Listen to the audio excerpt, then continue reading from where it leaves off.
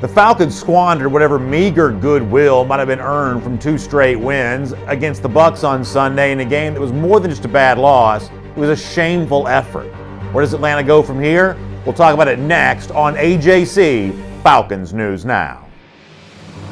This is AJC Falcons News Now, sponsored by Miller Lite. Here are your hosts, Brandon Adams and former Atlanta Falcon Chuck Smith.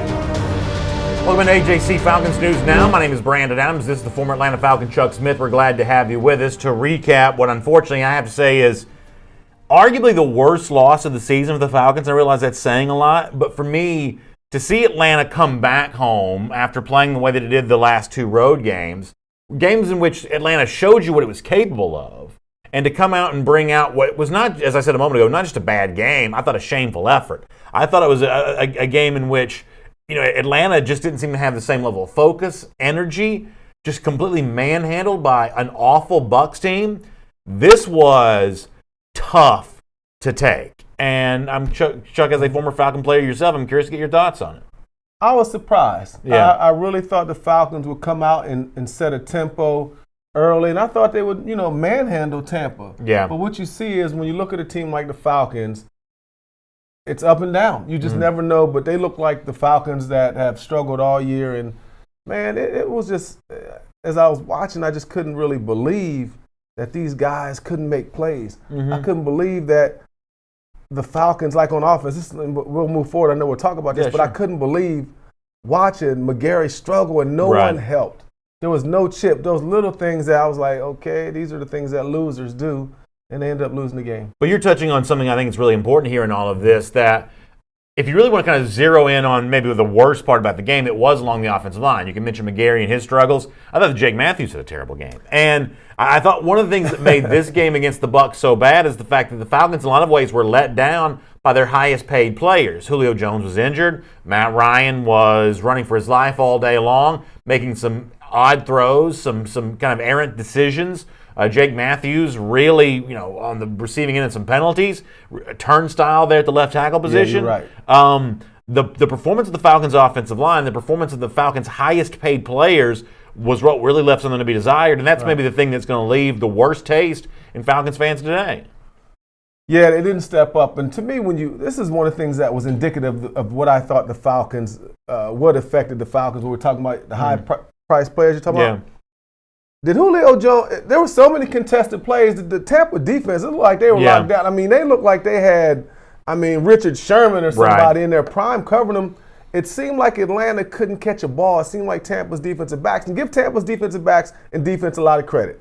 They made the Falcons look pedestrian, but the one thing that stood out to me, and I've talked about this all year long, where you're an offense that lives and dies by the pass. When your offensive linemen are, used to going backwards more than going forward, you're going to be looked at as somewhat a soft offense. Yesterday, they looked soft. They were throwing the ball. You got to come out and be able to establish the run, at least be physical. Tampa, them dudes went out there. They was laughing, man. Yeah. They knew that Sue, Barrett, Will Ghost, and who else is out there? JPP, they knew they had a mismatch. Right. It is literally from a player standpoint. I'm just breaking it down, just keeping it real as you can be real. Yeah. Man, them cats, I hollered some of them cats after the game. I was like, man, we knew them cats couldn't block us. Because I got like 3 clients on that D-line. I'm just be real. They was like, man, we respect them dudes. We knew we could punk them. Well, along the lines of that Falcons offensive line having a hard time blocking the defensive front for Tampa. That came up in Dan Quinn's post-game press conference yesterday. D. Orlando Ledbetter asked him the question, our guy from the AJC, and Quinn kind of acknowledged a little bit of what you just said there, coming into the game, knowing it was going to be a challenge. Here's what Quinn had to say about that. Coach, could you speak to the play of the offensive line? Matt Ryan was sacked, I believe, 6 times and 12 quarterback hits today, and the run game wasn't able to get going for you also. Yeah, well, I think that says quite a bit right there.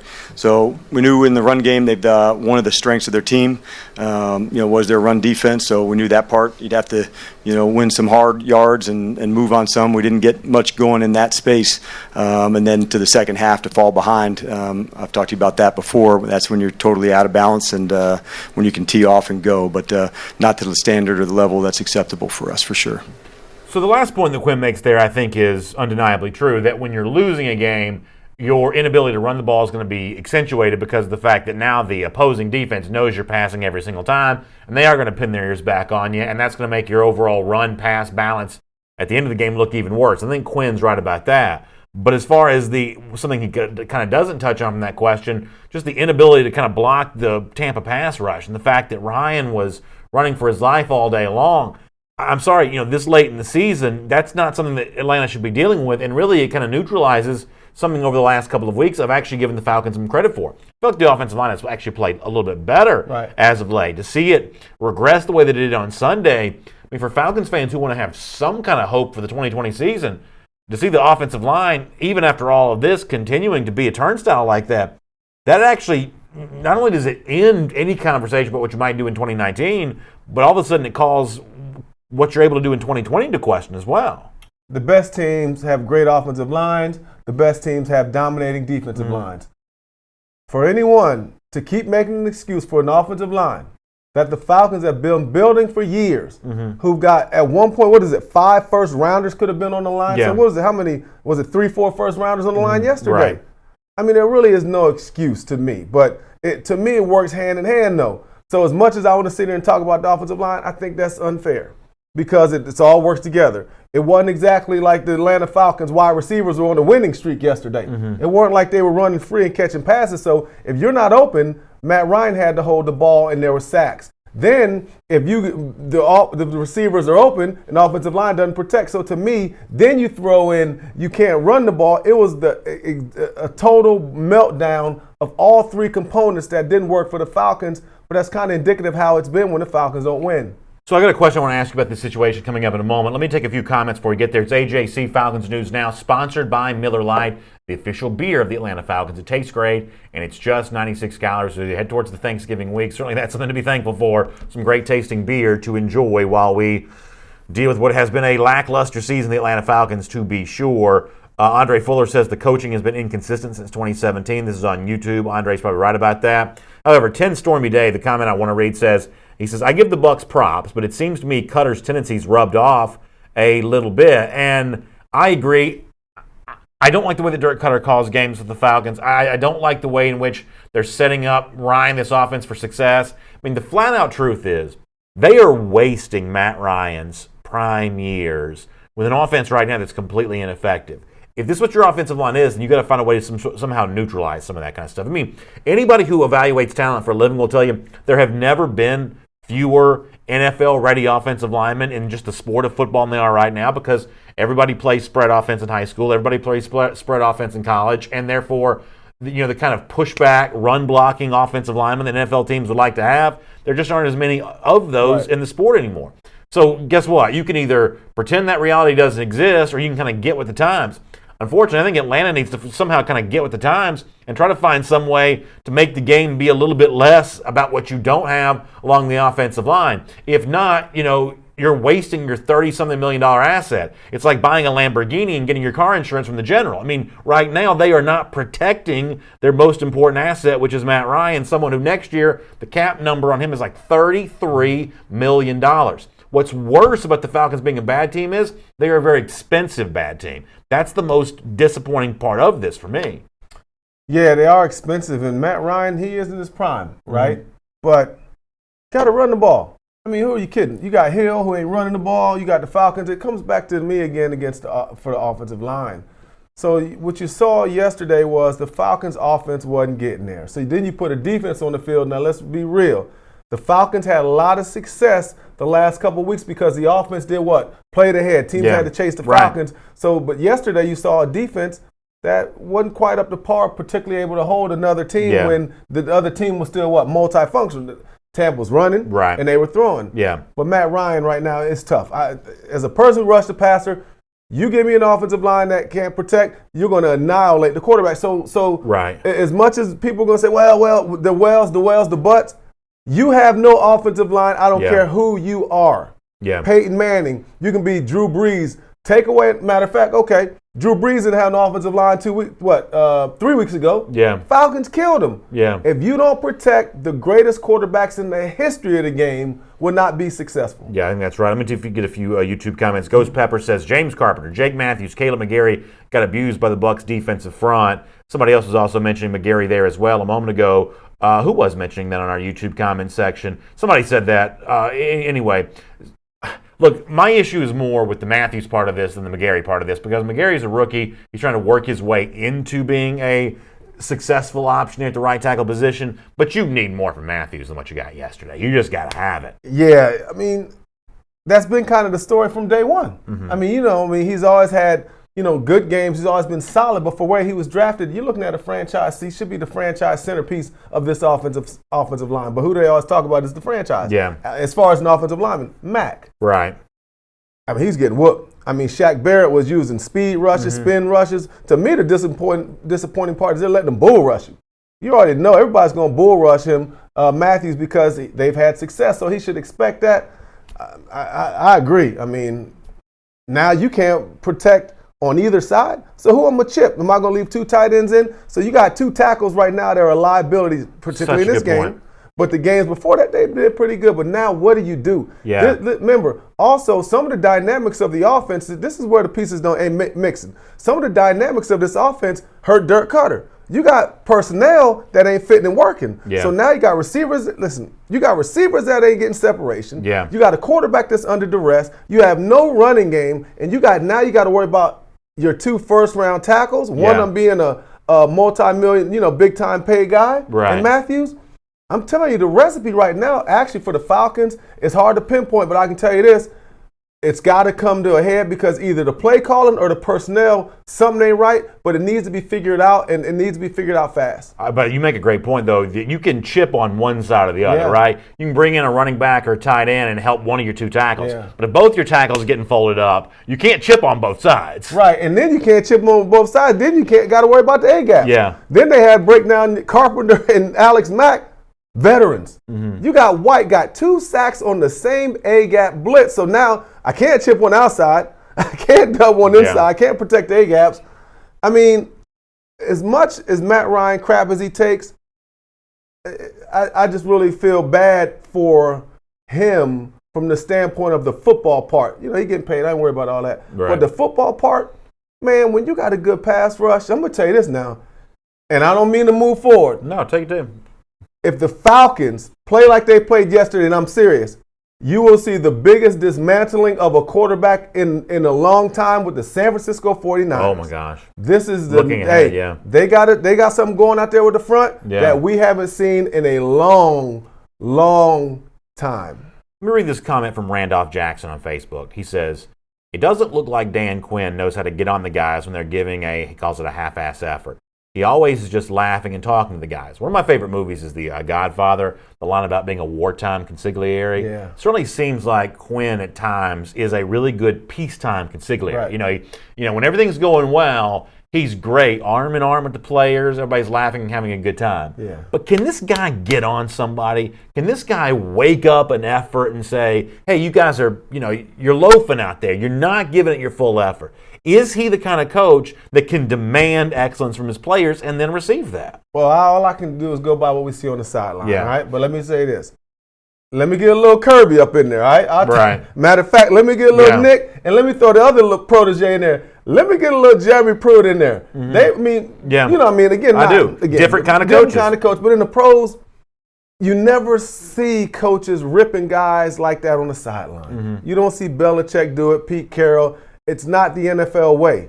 No, but Belichick has chosen not to play guys before. Yeah, there's at least some accountability in the place. But as far as the emotional coach that's going to shred you after a play, going to run to the bench, those days are gone. You know what I'm saying? Right. Those days are gone. You're not going to see Q do that. But I'm sure. Let me tell you where that comes from. That comes from the position coaches, though. Mm-hmm. You won't see that openly on the sideline because I'm gonna just tell you about this new generation. You cause a player out on the sideline, this ain't college. Yeah. The NFL, you might see an NFL player jack the coach up. This is the new generation where star players have more power than these coaches unless you Bill Belichick. CJ Ace Anderson on Facebook says, it's unfortunate our organization refused to make a statement like other teams will. It's kind of interesting. Yesterday after New England beat Dallas, Jerry Jones, the Cowboys owner, issues a statement, and he says, I'm going to paraphrase here. I won't get it exactly right. I don't have it in front of me, but something along the lines of, I shouldn't be this frustrated with our team given the talent that we have, which obviously you can take to mean that he's considering and strongly leaning towards the direction of making a move against Jason Garrett if things don't get better. But that's such a succinct and well-put thing for me for an owner to say. Given what I believe our talent is, I shouldn't be this frustrated by what I'm seeing. And I think you compare that to what Dan Quinn said, what Arthur Blank said a couple of weeks ago, where I don't think his message was quite as clear. Blank at the time seemed to believe that the season was able to be saved. Well, as of yesterday, it's now obvious that's not going to be saved. So I think what CJ's calling for here is what a lot of Falcons fans are calling for. Some clarity about the organizational step moving forward of what's okay. What's going to be allowed to continue and what's going to be called into question for being below par, whether it be GM, coach, or players on the field. Is there any accountability in the Falcons organization? As of right now, we have to say we don't know because it's been a long time since we've seen anyone held accountable for failure. Well, that's one of the things that I can't really speak on from questioning the accountability because I don't know ultimately what's happening behind the scenes. Yeah. I know publicly, Arthur Blank has chosen the high road if you can take it, but I ain't got no problem with what Jerry Jones said. I will tell you that in a nutshell. Yeah. And so, but to me, it comes down to how the room is made up. Something ain't right with the room on the defensive side. I'm just telling you. You got guys playing this position, guys are out of position, like the defensive front seven. Some just ain't fitting right in the room. You got 3-4 guys, you got outside guys. Yeah. You got guys that come in every other play. And I just talked about the Niners. I talked about the Eagles. I talked about some of these dominant defenses that are good in the league.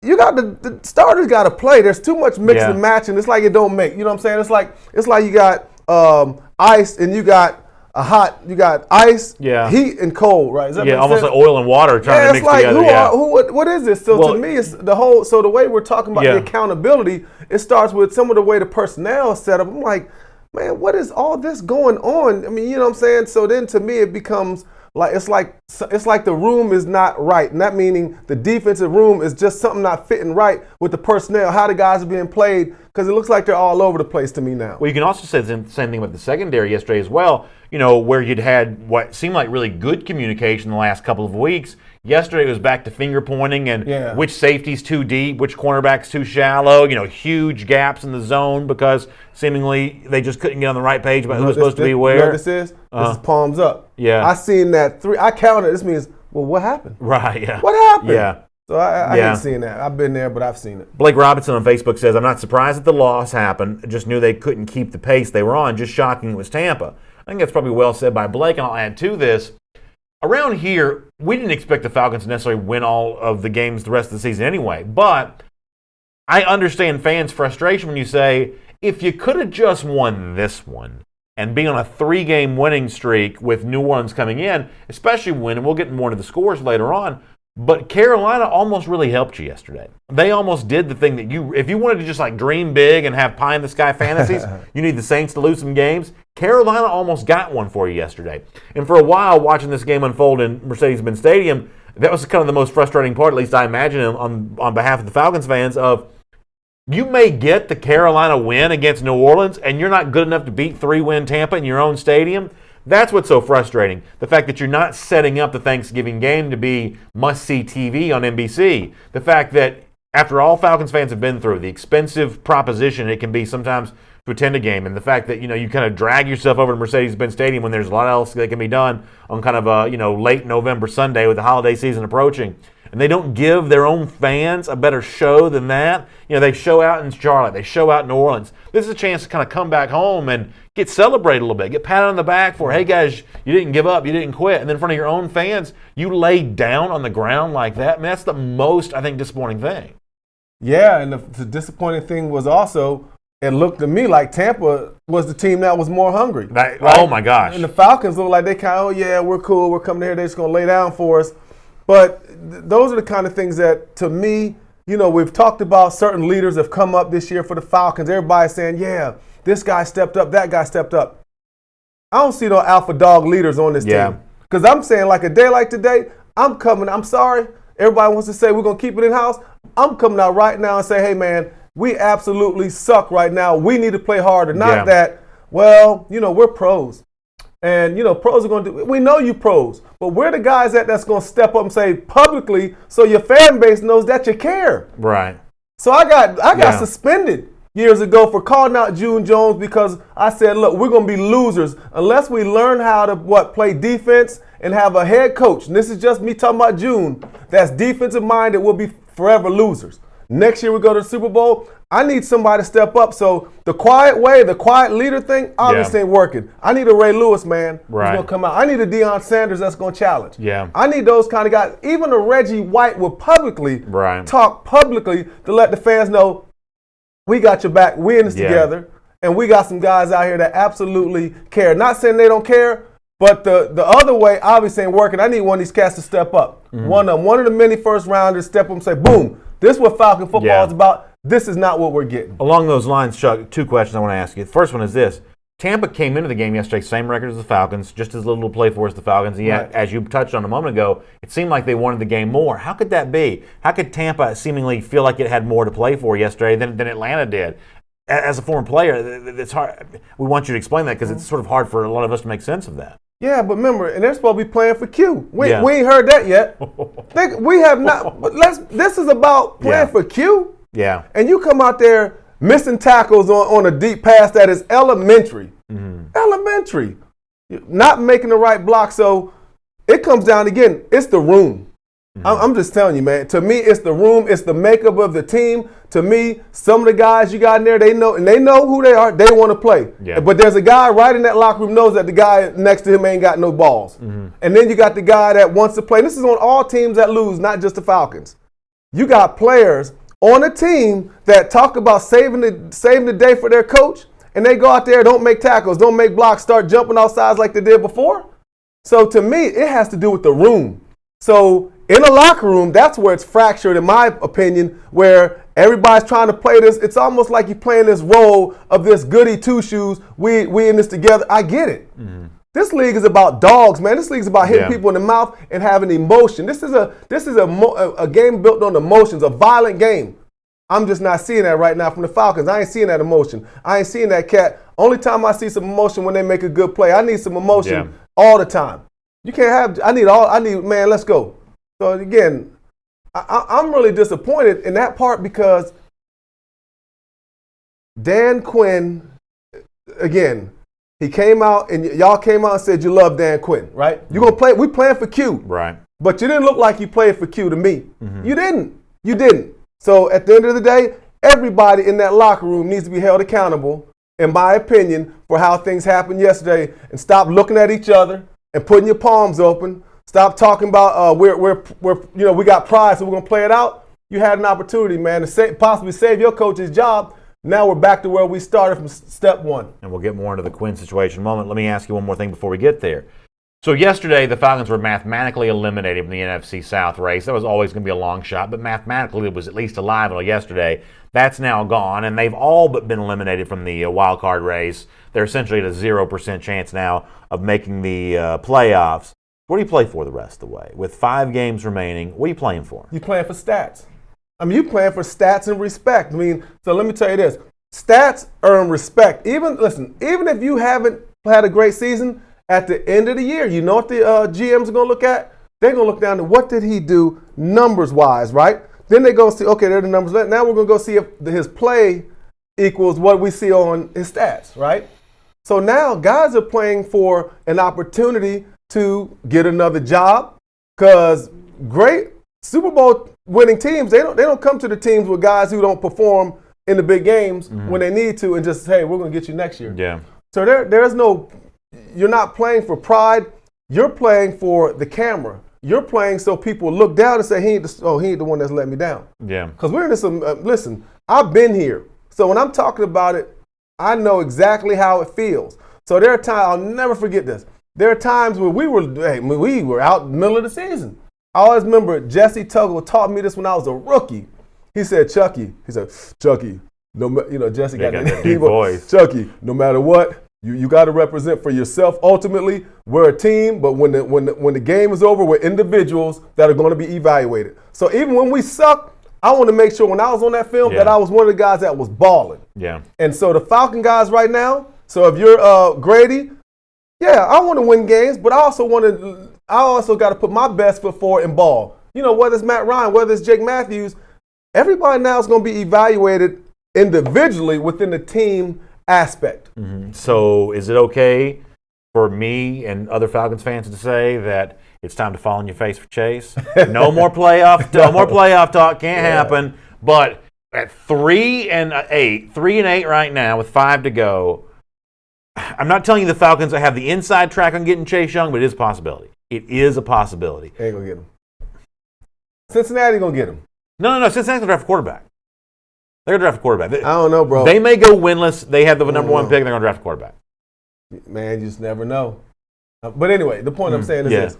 You might not have to do all that. Falcons might not have to tank. I mean, the way they're going. Right. You know what I'm saying? Yeah. Look, looks like the Falcons are going to get a top 5 pick. Mm-hmm. So they're going to get a big-time player, who that may be. You know what I'm saying? But there's some other good defensive linemen out there besides Chase. Good point. Yeah. Peter Jeffrey Wilson says we're up against the cap, so you can forget about free agency next year. And, that's what the offseason, unfortunately, is going to be about. It's going to be way more about who you need to get rid of in order to re-sign Austin Hooper.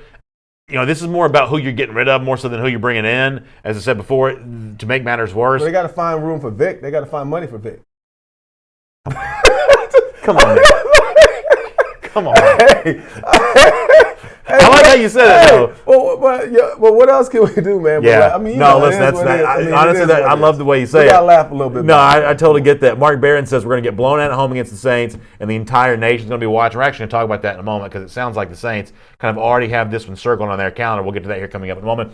It's AJC Falcons News Now, sponsored by Miller Lite. That is Chuck Smith. I'm Brandon Adams. It's good to have you with us. We're sponsored by Miller Lite, the official beer of the Atlanta Falcons. And also, by the way, speaking of our friends at the AJC, as a special thank you to you when you become an AJC subscriber, when you're going to take your Falcons fandom to the next level and get the best, most in-depth coverage available as an AJC subscriber, as a special thank you, you get this Falcons branded cooler. You can go to this website, subscribe.ajc.com/Falcons News Now. And when you're there, a lot of options to choose from. 7-day home delivery, the daily e-paper sent right to your device, a little combination of the two, whichever one you choose, as a special thank you to you because the AJC is a proud partner of the Atlanta Falcons. You get the branded cooler here with the Falcons logo on it, but you've got to go to this website, subscribe.ajc.com/Falcons News Now. All right, let's talk a little bit about Dan Quinn's future for the moment. That was written about yesterday at AJC.com. After the Falcons loss. Let me start with this comment from Mark Bradley, AJC columnist, who puts it kind of succinctly here. I mentioned Arthur Blank before. Mark Bradley writes, Arthur Blank knows these people. He likes these people. He means Quinn, Dimitroff, the entire organization. He hired these people. But the owner must also know he has given this regime every chance to succeed, and it hasn't. That's Mark Bradley kind of putting it in no uncertain terms there at AJC.com. Michael Cunningham, another AJC columnist, also dealing with some of the specific aspects of what goes wrong for Quinn yesterday. Some odd coaching decisions. He mentions Tampa driving to score near the end of the first half. Quinn initiated a failed replay challenge, called 2 timeouts, then decided to kick a field goal on 4th and 16 from Tampa's 20-yard line with the Falcons down 15 points and 8:16 to go. Now, one thing that's Michael Cunningham, the AJC, one thing he doesn't mention there is even after trying to kick the field goal to take a 2-score game to a 2-score game, even after that he punted, kind of inexplicably as well, when you would think he's trying to win the game. I have to admit, I thought the field goal attempt was an odd decision, frankly, a wrong decision. I thought the subsequent decision to punt after that, I feel like that wasn't the aggressive call either when it seems like you're trying to get involved and win the game here. Not onside kicking after the field goal attempt, I thought was kind of a bad decision there as well.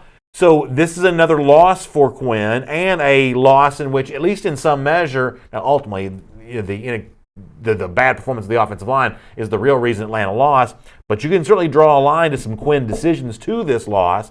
How do you think another bad defeat here impacts the future of Dan Quinn? Well, that was Bob Sutton, right? I thought they had a game manager. Yeah, right, yeah. I mean, as what do they call those guys? A situational coach. Right, yeah. Situational coach. Not, again, that's Bob Sutton, former D coordinator at with the Kansas City Chiefs. Right. Wow. and that rears its ugly head again, and that kind of gave fodder for people now to talk about Dan's decision making. So there's several things yesterday that really, added a little bit more to this, the dynamics of what's wrong with the Falcons.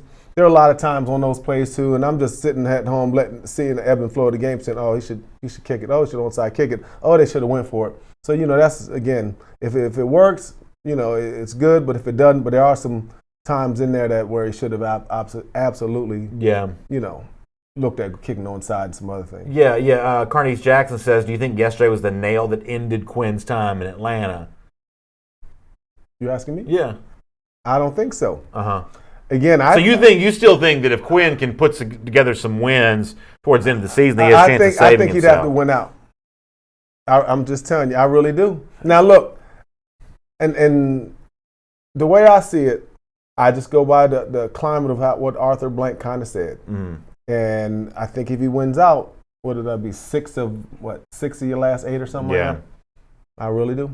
So here's the problem, and I guess I think sometimes like a marketing person would think, but what are they going to sell this offseason? You got to have something to sell. You got to have some sort of vision for the future. And the reason why I think it's impossible to bring back Quinn, it's impossible to bring back Dimitrov, which some people are also talking about as well. Ultimately, the reason why I think it's just impossible to do that is I don't know how you sell Falcons football, catch the fever in 2020. I don't know how you sell that, bringing back a bunch of dead wood. And, that's just kind of what Quinn looks like to me. It's kind of what Dimitrov looks like to me. It looks like more of the same when you've had multiple years worth of multiple 5-game losing streaks. I don't know how you sell that.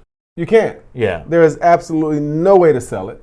There's nothing you can do about it except if you're going to make the decision, like I'm saying, if Arthur were to try, he's got to ride with it. You're going to sacrifice a lot, and you're going to put your reputation on the line as an owner. So to me, that's where the challenge ultimately comes in. It's Arthur Blank.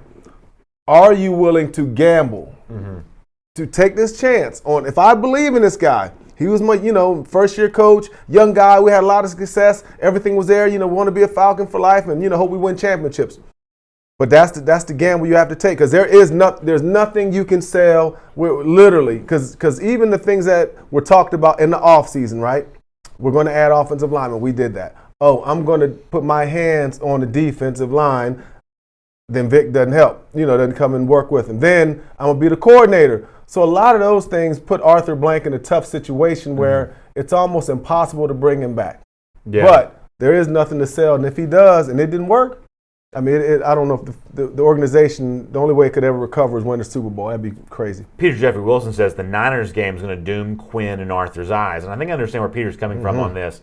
When one of your former assistants just walks the dog all over the field with you, is that going to open up Arthur Blank's eyes in a way that another game might not? Yeah. If it's 40-something, even this game now, I'm just telling you, this next Saints game, if they get shellacked and publicly embarrassed, if they get the wood put on them against the Saints, hey, I'm not sure what's going to happen after that, because that could push Arthur Blank's hand. But this San Francisco team, this is ferocious. I'm telling you, man, the Falcons, there's an opportunity for San Francisco with their strength and the Falcons' weakness, O-line versus D-line. Yeah. I'm telling you, man, you talking about a team that drafted, they got some beyond dogs. They got a defensive line and a defense now that is good enough to win it. So I know but the Falcons fans, it might not be that long till we get to Frisco. This Saints game goes the way it could go. Things could change really fast. We're getting some Ryan comments. Let me read a few of these, Chuck, and then we're going to talk some more about Ryan here in a moment.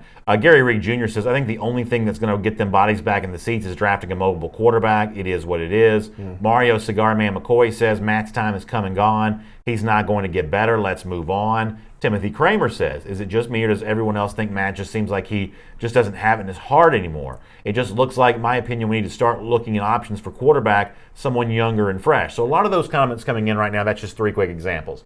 Here's my take on this. I think the people who think that Matt Ryan doesn't have it in his heart, or the people who think that Matt Ryan is no longer a franchise quarterback, I think those people are wrong.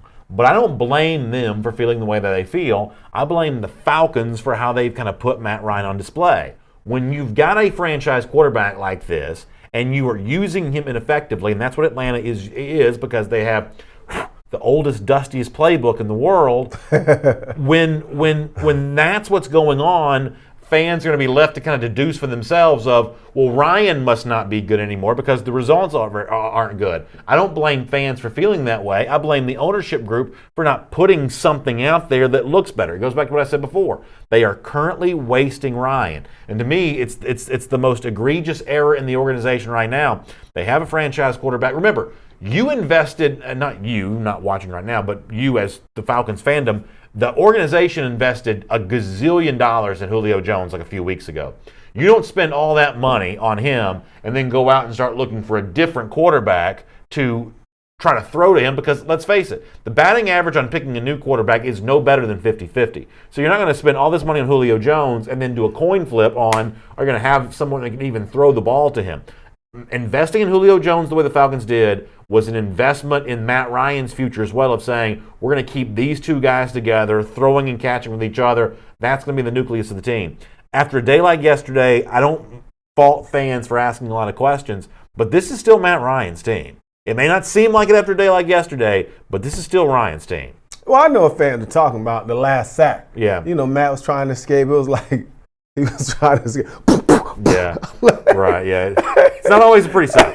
It's not always a pretty sack. But laugh, man. Matt was trying to get out. It was like he was in the cave. He's trying to get out in the cave, just collapsed on him. Right. But if you get rid of Matt Ryan, you might as well start from scratch. If you get rid of Matt Ryan, you might, unless you're going to bring in who? Right. Well, no, I'm just. But I understand what you're saying. But if you bring in Matt Ryan, you might as well say, okay, we're going to scratch that. We're going to add to our defense because you're not getting a quarterback right now that's going to come in and be able to lead. Regardless, look, whether you look at him as elite or average, I mean, the guy is a great quarterback. You know, so look at when he was protected against the Saints, he was protected against Carolina, he did well. Mm-hmm. Now, this game right here, again, he was in the cave, and I mean, it was like, he was, you know, it was like the Wilder fight. It was like the Wilder fight this weekend. Did you see that knockout? Yes. Oh, my God. Deontay Wilder, oh, my God. You got to see it? I saw I didn't see the fight. I saw the knockout. So, basically, that last play when Sue scored, he was trying to get, and Matt was like, yeah. And they picked it up and scored. No, listen, that's rough. So, listen, I get the frustration here because when you look at just the division right now, you've got one of the 15 Allens starting for Carolina, Kyle Allen, the former A&M quarterback. You've got Drew Brees. And Brees, I'm telling you right now, is a shadow of his former self. Brees is essentially done. Drew Brees is done. Drew Brees is over the hill and done. And then you got Jameis Winston, who's leading the league in interceptions. So this ought to be a year when Ryan, as a player, is greatly outpacing the other quarterbacks in his division. But if I dropped you down from outer space yesterday and you watched these two teams play for the first time with no knowledge of the backstory, you could have been left to conclude that Jameis Winston is actually the better quarterback between the two. Winston's numbers yesterday, he did throw 2 picks, but he also threw 3 touchdowns and threw for 313 yards. Ryan doesn't throw a touchdown, throws an interception. He's 23 of 46. That's a 50% completion percentage for 271 yards, only averaging 5.9, whereas Winston averages 11.2. If you didn't know any better, you'd think Winston's the better quarterback. I can tell you right now, he's not. And yet, because of the way that the Falcons are using Ryan, you're left to your own devices to assume, well, the other quarterbacks in the division must be better. A younger quarterback, someone says mobile quarterback, that would be better. The fact that that narrative exists is totally the fault of the Falcons organization because they are squandering Matt Ryan's prime. Well, I understand that and what you're saying about Matt Ryan, but again, yesterday Tampa, they were hunting. Mm-hmm. Now, let me just flip to the defensive side of the ball. What in the world happened? Let me just tell you a couple flaws that they had. In the game when they beat the Saints and when they beat Carolina, they were sending pressure. They were sending 5-man pressures, right? Yeah. Devondre Campbell got a sack. You had other guys getting sacks. So the Falcons in this last, now all of a sudden they switched to a zone. They're only playing cover 2. They're playing basic NFL coverage, cover 3 that people kill. They didn't do much man-to-man, and they didn't send much pressure. Now, and that's in the secondary. In the secondary, those guys, they weren't making the plays, all right? What's the cat's name? He had almost 1,000 yards in one game. Right. Well, whatever his name. Yeah. You know what I'm talking about. To a Godwin for them? Godwin had a career day. But he did. At what point do you double the cat? Double him, roll the coverage, meaning put all the other emphasis on the other guy. What's his name? Evans. Yeah. On Evans. And help yourself, but send pressure. Because, listen, Jameis Winston was holding the ball. He was pumping the ball. But here's the mistake the Falcons made on the defensive line, which they had stopped doing. They went to a split look. They put Grady and Jack out and wide in the B gaps, if you notice. Then they had Vic and Tack and Adrian Claiborne another 5 yards out. So that's why Jameis Winston, they were all wide. So Jameis Winston just stepped up in the middle every time. So if they would have been more reduced like they were the last 2 weeks, they would have got sacks because they were always a step away. And if you ever notice, Jameis stood where he would just slide up in the pocket, stay there. But the Falcons also, in fairness to the way the Falcons defense played, they left about 5 sacks on the table. Get them down. Because every immobile quarterback, which is what Winston is, even though I know he had the 25-yard run or whatever it was yesterday, every mobile quarterback wants to step into the pocket, right? The mobile guys want to move side to side. Right. The immobile guys want to step into the pocket to avoid the rush, which means that you ought to have some sort of interior pressure on a quarterback like that. No question. And I'm going to tell you, and again, total mistake. Quit putting Grady Jarrett out super wide. Let Grady head up on the guard. Let him work 2 ways. Let him go in. Let him go out.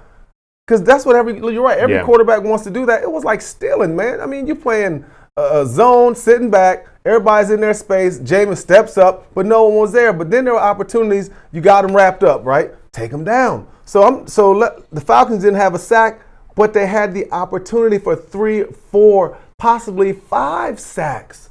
But that's where the playmakers step up. But I will say the way the front was designed yesterday was totally inept to try to sack and get to a quarterback. So let me give you our first time hearing this on the subject of quarterbacks of the future as opposed to getting somebody in the 2020 draft. Kay Green says, I'm going to wait for Trevor Lawrence. He says he doesn't like any of the rookie quarterbacks to be in the league next year. He's going to wait the following year and draft Trevor Lawrence in 2021. That's a lot of losses here, though.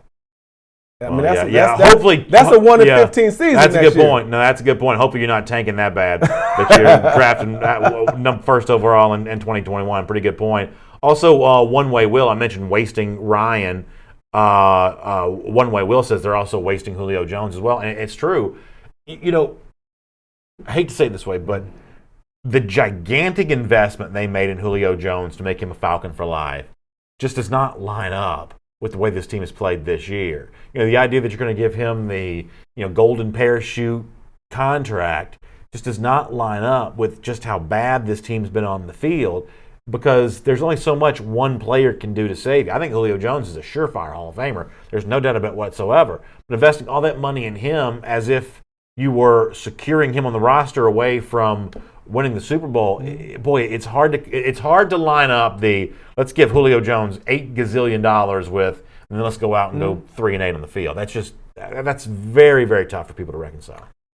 Can I talk about receivers when it comes to the NFL? By all means. And this isn't specifically about Mr. Julio. Julio is a good player, but I'm not going to sit here and make excuses for the position. The wide receiver position, to me, is overrated when it comes to championship teams. I hear you. You got to have a good quarterback to become a championship team, because the quarterback got to throw to the wide receiver, right? Yeah. So let's just talk about the Falcons. If you ain't got no Matt Ryan, and we start from scratch, I can tell you this right now, whoever you bring in, Trevor Lawrence ain't going to be ready to throw bombs to Julio. He's not going to come to the league ready. So when you look at the great teams, when you look at the Super Bowl winning teams, look at how many wide receivers were the catalyst, the driving force to where these teams have gotten. Look at Tom Brady's Super Bowls. Look at the Eagles. They had look at what they had, Jeffries and Aguilera or whoever. Yeah.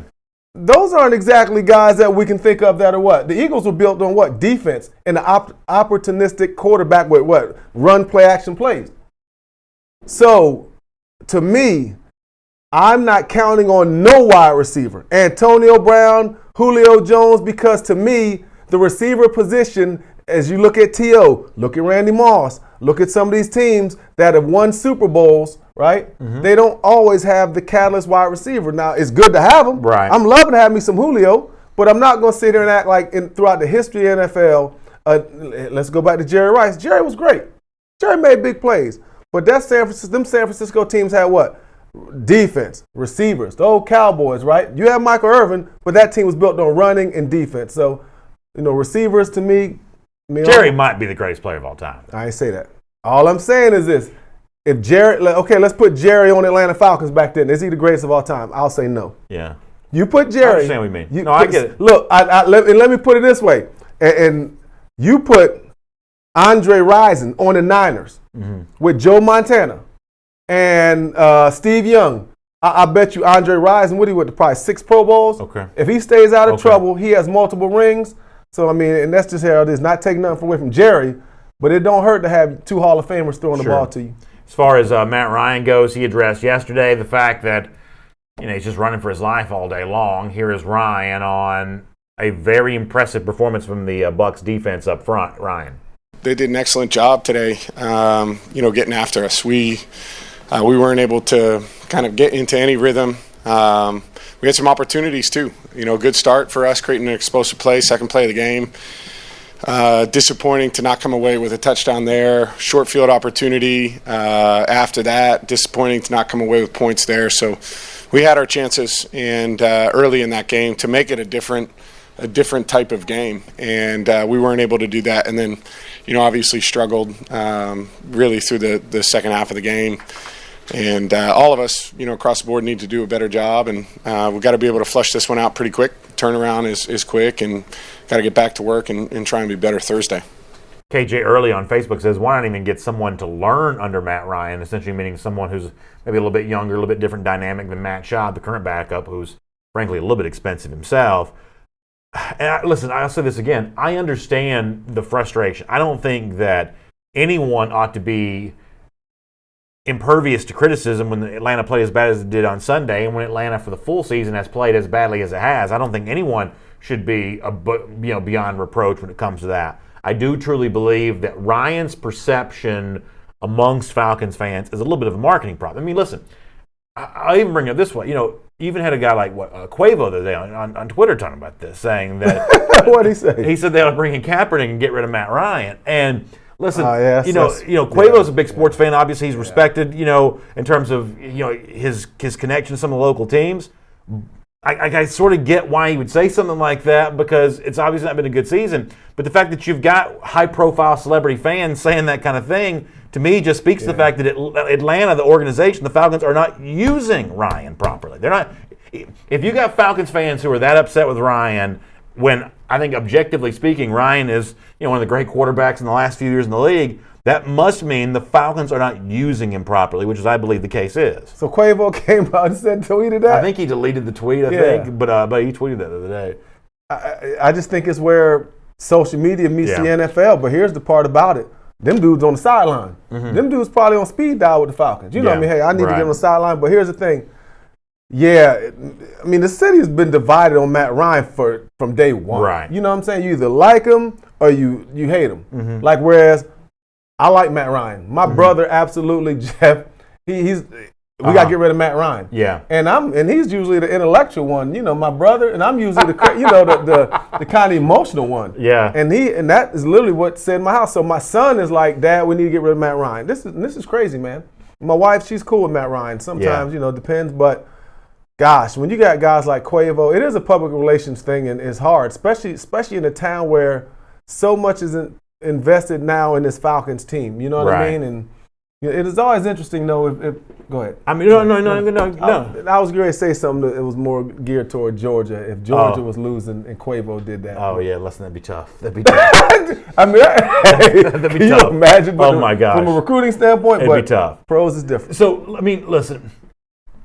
I mean, I just think overall, any quarterback who has yet to win a Super Bowl, and it's been in the city for a few years, the city's going to be a little divided on anybody like that, right? I mean, nobody has 100% approval rating. If you've been your team's quarterback since however many years Ryan's been here, and you haven't won the Super Bowl yet, no one's going to have a 100% approval rating. And listen, Ryan is not absolved from responsibility for some of what's happened to Atlanta this year.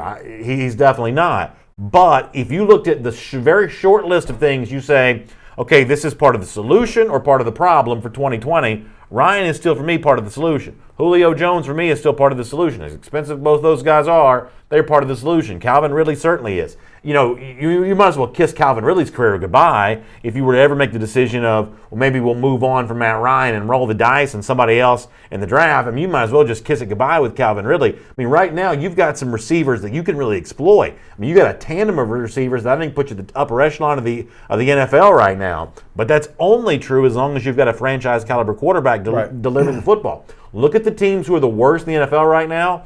To a man, it's all the teams that don't have the franchise quarterback. Yeah, and that's part of it, though. you make a good point. See, and also, Falcon fans, I know what you're feeling. After so many years, people are like, let's just try it again. They might not understand necessarily the dynamics, what happens when you get rid of them, but some do. So, I understand you guys are super smart, know the game. But I got a solution. All right, let's hear it. So what we do is, after this season, Falcons going to get a high draft pick, right? We got a second rounder for Sanu, right? Mm-hmm. So what I do, and this is kind of, you tell me what you think, or the fans. In that second round, in the first round pick, I get some kind of defensive lineman, to help sit next to Grady. In that second round, I'm drafting. In the second round, the Falcons pick Jalen Hurts, Oklahoma. Wow. To back up Matt Ryan and develop him. Yeah. And he's gotten better throwing the ball. He's kind of those kind of guys, the new gadget guys. He can run the ball. Yeah. He put him in there with Ridley. Hurts has not had a very good season, though. Again, I'm going to develop him. Yeah. But anyway, somebody like that. Yeah. You understand what I'm saying? So my problem with that is drafting a guy in the second round. I mean, you need a starter right now just to be competitive in 2020. That second round is supposed to be a starter. No, he's behind Matt Ryan. We want him to learn behind Matt Ryan. No, I'm saying, but if you draft a quarterback in the second round as opposed to drafting a guy that should be starting for you in another position, you're not exactly helping your team at that point in time. I mean, you got to gamble because, again, here we go again with we're the most complete team in football. If we go by the standards what all the experts have said, and I also said, we can take a chance on that second rounder being a developmental backup guy. Now, it might not necessarily have to be him, but to me, I like him. You know what I'm saying? That's my guy right there. I'm rolling with him. Demary Woodson says he thinks Hurts is going to be in the first round, so we will see how it goes. Although Gary Reed Jr. I don't believe it. Likes what you bring to the table. It's AJC Falcons News Now. It's sponsored by Miller Lite, the official beer of the Atlanta Falcons. It tastes great. It's just 96 calories. Quick turnaround for Atlanta. They got New Orleans coming in here on Thursday, and apparently it'll be a motivated Saints team, as said by Cameron Jordan, the defensive end by the Saints, who was meeting with reporters. Let me see if I can set this up this way. So, meeting with reporters, asked the question of, hey, going to Atlanta on Thursday, does this game have special meaning for you guys? Obviously, the insinuation here is Atlanta beat the Saints earlier in the year and made New Orleans look bad in the process just a couple of weeks ago. Really kind of embarrassed the Saints in the Superdome a couple of weeks ago, and Jordan was asked about that on Sunday after his team's win against Carolina. Kind of played around for a minute and then finally delivered the message that I think the Saints will use as their rallying cry all week long. So here's Cameron Jordan about coming to Atlanta on Thursday. It doesn't hurt that they beat us in our house. It's the most important game because it's the next game. Yes. Is that what you want? Yes. We're gunning for Thursday. So after kind of hemming and hawing for a minute, it says, we are gunning for the Falcons on Thursday. What does that mean to you? Let me tell you what that means to me. Cam Jordan, and I like me some Cam. Good guy. Had a chance to spend some time with Cam not too long ago this past summer. Spent some time with my son, taught my son some pass moves. Nice. Yeah. You can go to Chuck Smith NFL on Twitter and you can actually see Cam teaching my son. Oh, there you go. All right. So look, now here we go. Now let me respond to what Cam said. Let me be a Falcon player. Let me tell you what I would like this Atlanta Falcons team to do. I need somebody to step up and say, Cam, bring it. Saints, bring it. Now that's the difference. Now I'm gonna tell you this now. On them Dirty Birds, everybody like to make comparisons to this little eras now. When I played in that Dirty Bird era, we absolutely would have said, let's go. Bring your A game. Multiple guys that would have said that. Mm-hmm. Ray Buchanan, Jesse Tuggle. We would have publicly said we are up for the challenge no matter what. So it says a lot to me for Cam Jordan to come out and call y'all out. And if not one Falcon don't come out and respond this week, that tells me even more about the Atlanta Falcons because at some point it's business, but at some point, man, you got to put the briefcase down and come out and let your nuts drop and come at these cats and let them know that no matter what our record is, we ain't no punks and y'all ain't going to disrespect us when coming into this Benz. Should be very interesting on Thursday when the Falcons and the Saints get together. Speaking of the Saints, yesterday, win against the Carolina Panthers. Let's check in on that and some other scores from Week 12 around the National Football League as we look back on the weekend that was in the NFL. Bills got a win 23 against the Broncos. Buffalo now gets ready for a Dallas Cowboys meeting on Thanksgiving night. It's a little bit of an interesting game there. Redskins do get a win 19-16 over the Lions. It was first NFL win for Dwayne Haskins, but I believe he missed the final snap of the game because I think he was taking some selfies or something. So he had a social media. He needed to do his Instagram story. Come on, that's more important. Always something when it comes to the Redskins, it seems. Eagles can't take advantage of a Cowboys loss. They lose themselves to the Seahawks 17-9. Carson Wentz. He is under fire in Philly. Yeah, I mean, he looks that's like a good point. He does not look like he's going to become the part. Let's just see. Good point. And they had a big choice to make between Foles and Wentz, and right now it maybe seems like they chose the wrong guy. Whatever the Raiders going across country yesterday. Just got beat down. I mean, just Le'Veon Bell had a heck of a day. Saints, we just said before, slipped past the Panthers. Browns got a win over the Dolphins, so they're taking advantage of a little bit of a soft spot in their schedule right now. Mason Rudolph does leave the game for the Steelers, but Pittsburgh still gets the win, 16-10 over the Bengals. Maybe something to do with the head. I knew something was coming there. He's a head case right now. Bears beat the Giants 19-14. Titans really doubled up the Jags in a big way. Probably the best game Tennessee's played this season. 42, maybe the best game since the Atlanta game anyway. 42-20 over Jacksonville. Controversial situation with the Patriots and the Cowboys, where the Patriots called for a tripping play that ultimately kind of helped preserves a New England win here. Now, this was not a good game for Dallas anyway. Bad weather conditions, ugly offense from the New England side of this there as well. Beyond bad weather. Yeah, Cowboys fans not happy about the officiating though. Like UGA, Texas A&M weather, right? Yeah, pretty rough. You know what I'm saying? 49ers, they needed this one. This is a pretty big game for them. Obviously playing at home, but playoff implications really beaten up on. That's my favorite new team Besides besides the Falcons. They're fun to watch. Niners, love watching them boys. And then tonight, obviously Ravens and Rams, a little bit of implications there for the Rams, and chance to watch Lamar Jackson, which is always a very interesting thing. And then we head towards a really fun weekend of football. Thanksgiving always provides that around the National Football League. This year, a little more special, at least on paper anyway, given the fact the Falcons are part of it. Let's see that Thanksgiving schedule and kind of run our way through the rest of the weekend. So you've got Chicago, Detroit, the opening game. That's not very good. Buffalo, Dallas for the late afternoon Thanksgiving game is actually a pretty good game. And then New Orleans at Atlanta, of course, we'll be paying attention to that here locally. Hold up real quick. Please. Friday, pay attention to North Gwinnett. There you Travels over to McEachern.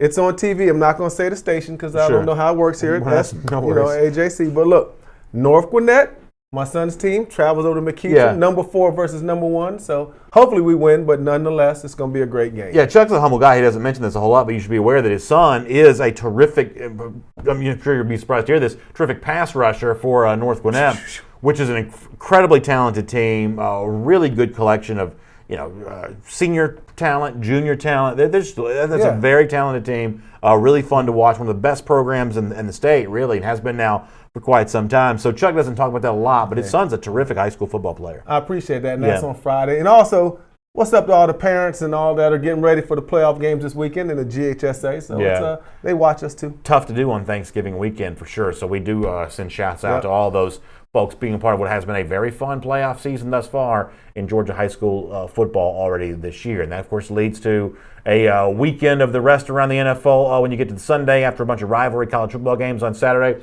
Let's see some more of those Sunday games here one more time. San Francisco, Baltimore, very entertaining. Washington, Carolina, not quite so much. Jets and Cincinnati, maybe one of the worst games of the year. Tennessee, Indianapolis, no thank you. It seems like Tennessee and Indianapolis play every week, too. I don't quite know, but it seems like they play every week. Tampa and Jacksonville playing for the Sunshine State Pride. Boo. Oakland, Kansas City, that's a fun game I like that. in that AFC West, to be sure. Philly, Miami. That's not interesting. Not to me. Green Bay at the Giants. I feel sorry for the Giants there in that game, probably. Green Bay will be angry coming off a bad performance for them in San Francisco. Rams, Arizona, Chargers, Denver, Cleveland, Pittsburgh, rematch. Ooh, I like that. We're like already rematching the Myles Garrett game. Already rematching this thing. I'm excited to see that game. How's this game going to be officiated? Oh, they're going to have their thumbs down on it. Yeah. They're going to have their thumbs on both teams to try to keep it under control. I think that Deshaun Watson can beat the Patriots.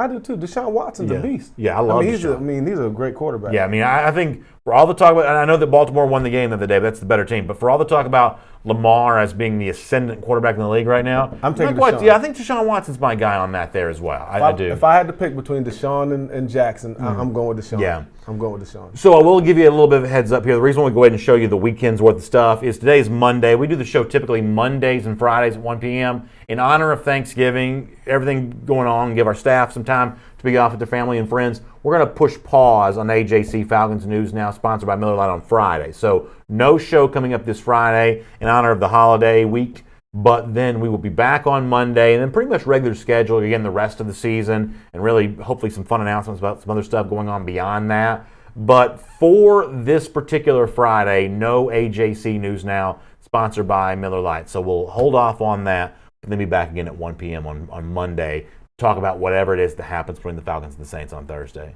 Sounds good. Can the Falcons win this game on Thursday? Yeah, the Falcons can win this game. Man, I'm expecting the Falcons. Y'all don't let Cam Jordan come to this town and try to punk us, man. When we talk on Monday, I'm hoping I hear about the Falcons turn this into a backyard brawl and show the Saints how it goes down. Should be a fun one to see. Y'all enjoy the holiday, Thanksgiving. Enjoy the Falcons game on Thursday night. We'll be back here again on Monday at 1 p.m. for AJC Falcons News Now, sponsored by Miller Lite. Have a great day. We'll look forward to talking to you then.